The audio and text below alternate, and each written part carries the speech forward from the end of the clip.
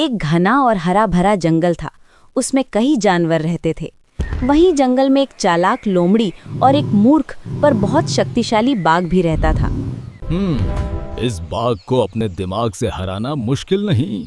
इस जंगल का असली राजा मैं हूँ। एक रात बाघ को जंगल की एक तरफ से डरावनी आवाजें सुनाई देने लगी।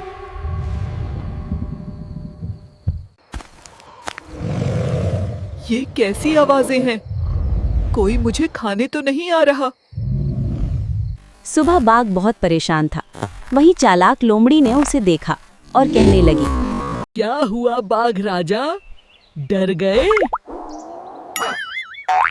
लोमड़ी, कोई बड़ा जीव मुझे ढूंढ रहा है।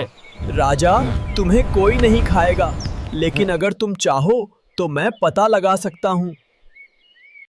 कृपया पता लगाओ, मैं तुम्हें इनाम दूंगा। अच्छा, ठीक है, चलो अब हम यहाँ से चलते हैं। लोमड़ी जंगल के एक पुराने कुएं के पास गई और वहीं से आवाज आ रही थी, पर वो आवाज किसी और की नहीं, बाघ की अपनी ही गूंज थी। लोमड़ी कुएं के पास जाकर जोर से चिल्लाती है, मैं जंगल का सबसे बड़ा मालिक हूँ। मैं जंगल का सबसे बड़ा मालिक हूँ। समझ गई, इसके एको ने बाघ को डरा दिया। लोमड़ी वापस बाघ के पास आती है और कहती है, बाघ राजा, मैं उस भूत से मिली हूँ। क्या? वो क्या चाहता है? वो कहता है, अगर आज रात तुम उससे मिल नहीं पाए तो वो तुम्हें जंगल से भगा देगा। रात को लोमड़ी बाघ को वहीं कुएं तक ले गई। यही वो जीव रहता है, तुम देखना पर कुछ टच मत करना।